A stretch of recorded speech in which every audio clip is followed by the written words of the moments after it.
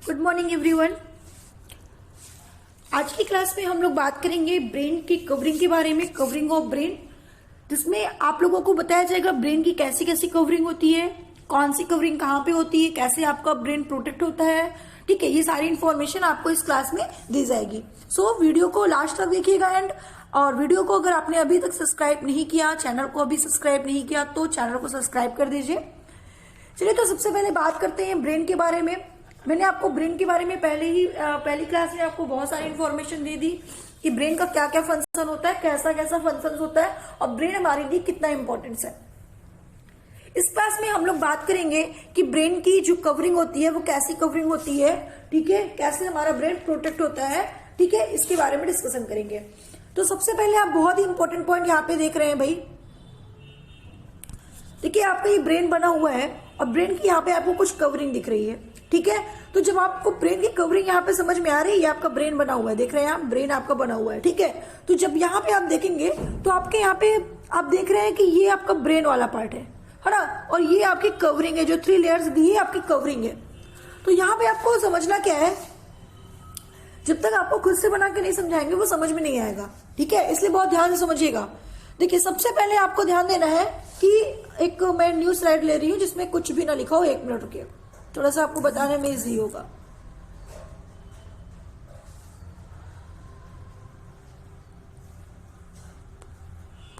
चलिए, देखिए, अगर हम थोड़ा सा यहां पे आते हैं तो ये आपका ब्रेन है। हम सपोज करते हैं कि ये आपका ब्रेन है, ठीक है, हम सपोज करते हैं ये आपका ब्रेन है, ठीक है। अब इस ब्रेन में 1 मिनट वही रुकिए,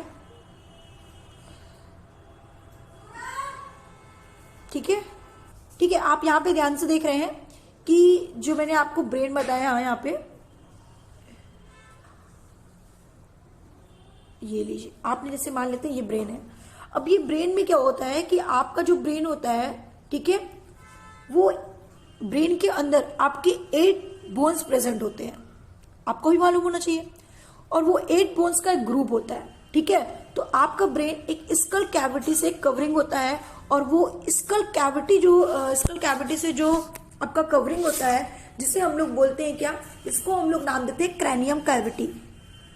तो हम कह सकते हैं कि आपका जो ब्रेन होता है, ठीक है, ब्रेन एक स्कल कैविटी से कवरिंग होता है, जिसे हम लोग अगर हिंदी में बात करते हैं तो हम लोग बोलते हैं ना कि हमारा जो ब्रेन है वो अंदर है, इसके ऊपर आपकी खोपड़ी है, ठीक है, और खोपड़ी में 8 बोन्स होती है, मतलब 8 बोन्स होती है। तो उसी को अगर हम बात करते हैं भाई, तो ब्रेन की जो कवरिंग, सबसे फर्स्ट कवरिंग होती है वो स्कल कैविटी होती है, ठीक है, मतलब कि आपकी खोपड़ी होती है, ठीक है। और उसके अंदर आपके 8 बोन का एक ग्रुप होता है, जिसे हम लोग नाम देते हैं क्या, जिसको हम लोग नाम देते हैं क्रैनियम कैविटी, ठीक है, जिसको हम लोग नाम देते हैं क्या, क्रैनियम कैविटी, ठीक है। आपको यहां तक समझ में आ गया।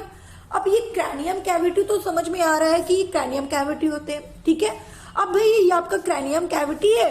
अब देखिए यहाँ पे अब थोड़ा सा ध्यान से समझिएगा, आपका जो ये क्या है भाई, ये आपका क्या है, ब्रेन है, ठीक है। ये वाला पार्ट को हम ले लेते हैं, आपका ब्रेन है। ब्रेन और क्रैनियम कैविटी के बीच में आपका एक लेयर होता है, ठीक है।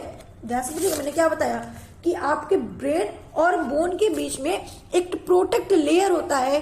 उस लेयर को हम लोग बोलते हैं क्या, मेंजिनस, ठीक है। उस लेयर को हम लोग क्या बोलते हैं भाई, मेंजिनस। और ये मेंजिनस कहाँ पे होता है, तो हम आपको बता दें कि जो आपका स्कल कैविटी होती है वो आपकी यहाँ पे सबसे इस तरीके से स्कल, जो आपका मेंजिनस होता है ये आपकी यहाँ पे प्रेजेंट होती है इस तरीके से, ठीक है। उसके बाद अगर हम बात करते हैं कि ये आपका मेंजिनस हो गया, और इस मेंजिनस की 3 लेयर्स होती हैं, ध्यान समझिएगा, इस मेंजिनस की 3 लेयर्स होती हैं। और जो 3 लेयर्स होती है, जो सबसे फर्स्ट लेयर होती है, आउटर लेयर होती है, उसे ड्यूरामीटर कहते हैं, जो क्रैनियम से अटैच होती है, ठीक है। तो जो क्रैनियम से अटैच होंगी उसे हम लोग क्या बोलेंगे भाई, उसे हम लोग बोलेंगे क्या, ड्यूरामीटर, ठीक है। तो यहाँ पे एक जो लेयर होती है जो एकदम क्रैनियम से अटैच होती है, ठीक है भाई, ये ग्रीन वाले से एकदम अटैच होगी, ध्यान समझिएगा, आप समझ जाएंगे, ठीक है। जो ग्रीन वाले से एकदम अटैच होती है उसे हम लोग क्या बोलते हैं भाई, उसे हम लोग नाम दे देते हैं ड्यूरामीटर, ठीक है, तो आपको यहां तक समझ में आ गया होगा। इसे हम लोग ड्यूरामीटर कहते हैं। ठीक है, उसके बाद देखिए आपकी यह हो गया ड्यूरामीटर, जो फर्स्ट लेयर होती है। ठीक है, और पियामीटर एक होती है, थ्री लेयर्स होती है। एक ड्यूरामीटर हो गया, सेकंड आपका पियामीटर होती है जो ब्रेन से अटैच होती है। तो आपका एक क्रैनियम से अटैच थी, ये आपकी स्काई ब्लू वाली क्रैनियम से अटैच थी, ये आपकी मेंजिनीस है। ठीक है, और एक आपकी लेयर होती है अटैच, किससे? ब्रेन से अटैच होती है। ध्यान समझिएगा, एक आपकी ब्रेन से अटैच होती है, और जो ब्रेन से अटैच होती है उसे हम लोग क्या नाम देते हैं? उसे हम लोग देते हैं पियामीटर। उसे हम लोग नाम देते हैं भाई, अरे रुको,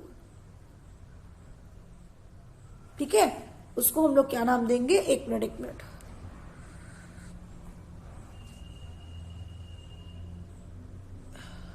ठीक है,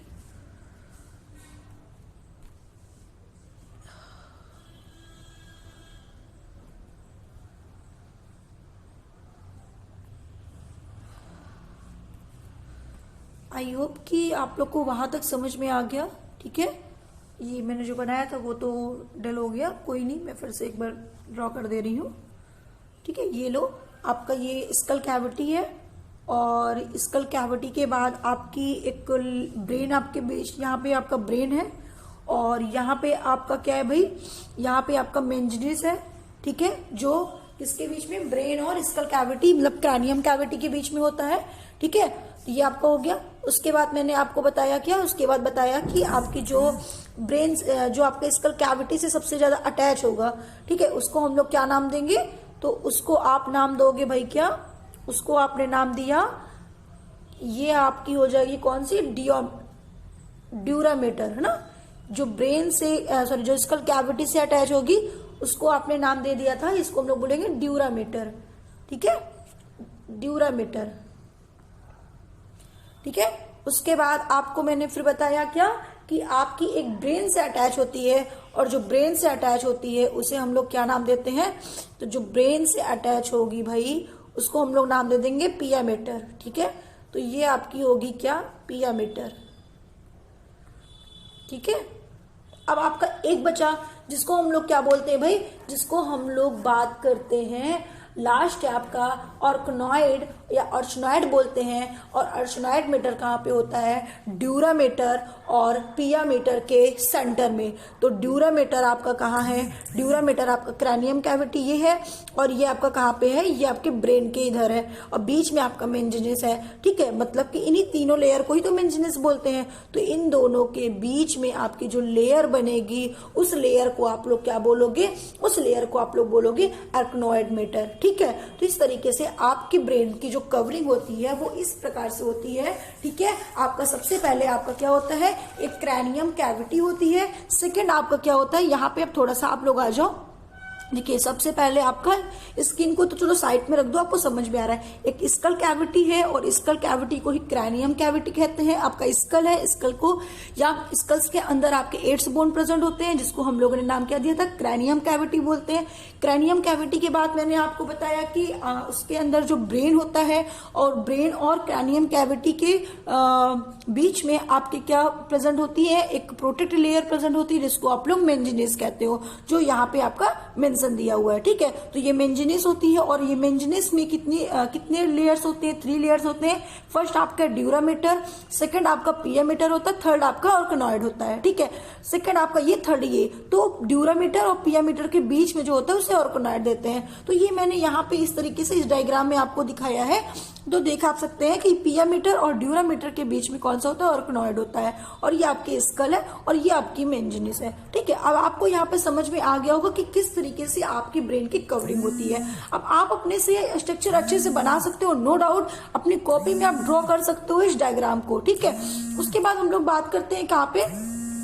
उसके बाद हम लोग भाई बात करेंगे थोड़ा सा कि आपका ब्रेन जो होता है, ड्यूरामीटर जो होता है। ठीक है, ड्यूरामीटर के बारे में अगर थोड़ा सा डिस्कशन हम लोग कर लें, तो ड्यूरामीटर में आपको देखो यहाँ पे दिया हुआ है भाई कि 2 layer of fibrous connected tissue fused expert to dural sinus. ठीक है, देखो ये जो ड्यूरल साइनस क्या होता है, अगर बात करते हैं तो जो आपकी स्कल कैविटी होती है, स्कल कैविटी के आपके अराउंड में बोन्स के अंदर कुछ कनेक्टेड टिश्यू होते हैं जो काफी स्ट्रांग होते हैं, ठीक है, काफी मोटे होते हैं, स्ट्रांग होते हैं और स्ट्रांग मेम्ब्रेन्स टाइप के होते हैं, ठीक है, जिसे हम लोग कोलेजन फिलामेंट का ब्लड साइनस के नाम से या साइनसस के नाम से जानते हैं, जो यहाँ पे आपको मेंशन है, या इसको ड्यूरल साइनसस के नाम से जानते हैं या ब्लड साइनसस के नाम से जानते हैं, जो काफी स्ट्रांग होती है और काफी ज्यादा स्ट्रांग होती है, मोटी होती है, ठीक है। तो ये एक मेम्ब्रेन होती है जिसे कोलेजन फिलामेंट की ब्लड साइनसिस या ड्यूरल साइनसिस के नाम से जानते हैं। आई होप कि यहां तक आपको कोई भी प्रॉब्लम नहीं होगा, ठीक है। अच्छा, उसके बाद देखिए, अगर हम बात करते हैं यहाँ पे डायग्राम की, तो यहाँ पे आपको शायद थोड़ा सा नाम नहीं समझ में आ रहा है, कोई बात नहीं, इस डायग्राम में तो आपको अच्छे समझ में आ रहा है, तो आपको समझ में आ गया होगा कि ब्रेन की जो कवरिंग होती है किस तरीके से आपकी होती है।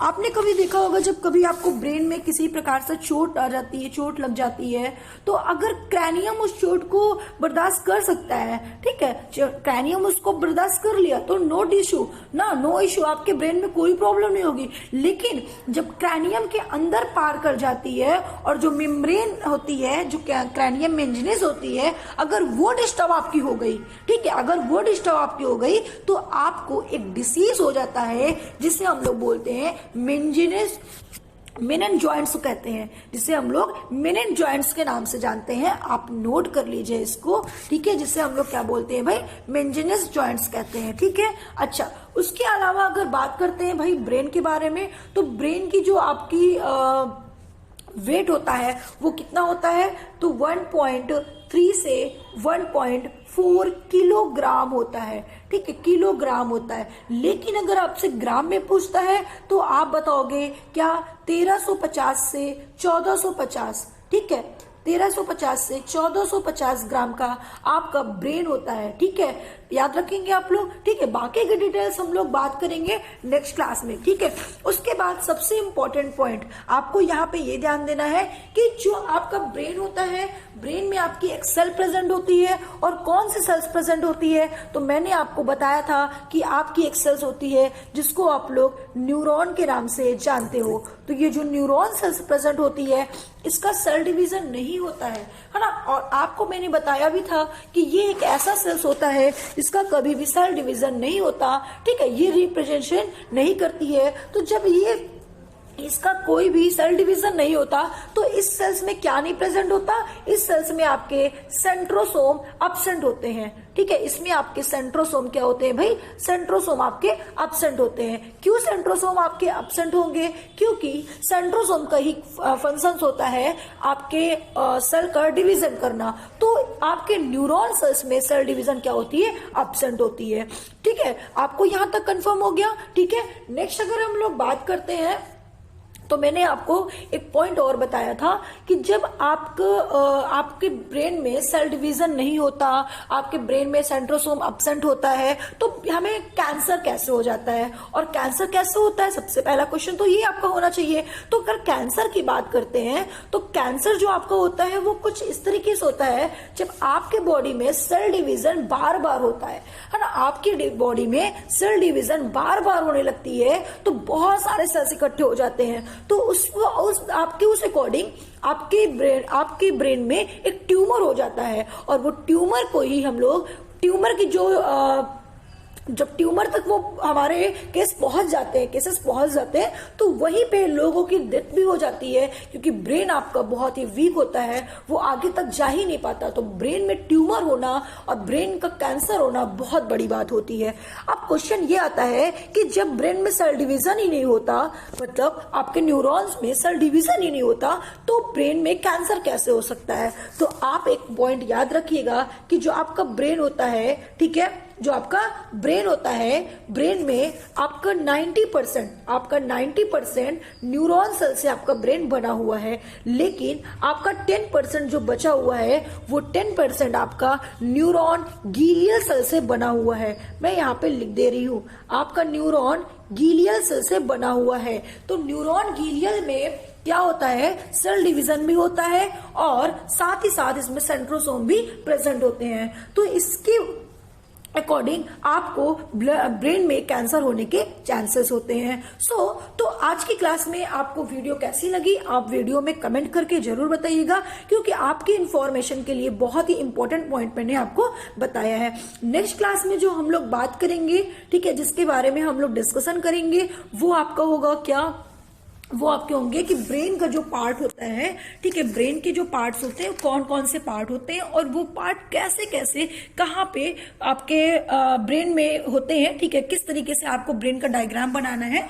जितना आपको इतना इजी तरीके से ब्रेन के बारे में बताया जाएगा, शायद ही आपको कोई और टीचर इतना इजी से बता पाए ब्रेन का डायग्राम बनाने का। ठीक है, चलिए तो आज के लिए इतना ही, फिर मिलते हैं नेक्स्ट क्लास में नेक्स्ट वीडियो के साथ। एंड आपने अभी तक चैनल को सब्सक्राइब नहीं किया तो चैनल को सब्सक्राइब जरूर कर दीजिएगा। Okay, thank you.